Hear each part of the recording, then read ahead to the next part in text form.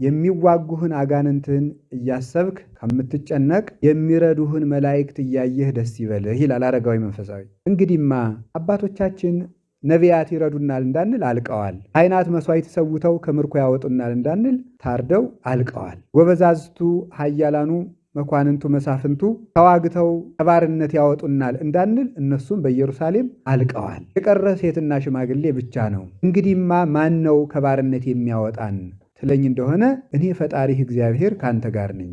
ሰው ማለቁን አትይ፣ የሚረዳ መጥፋቱን አትይ፣ የተሾመ ወገን አለመኖርህን አትይ። እኔ ፈጣሪህ እግዚአብሔር ካህሊ ነኝ። በማዕበል መካከል መንገድ አዘጋጅልሃለሁ፣ በእሳት መካከል አሻግርሃለሁ።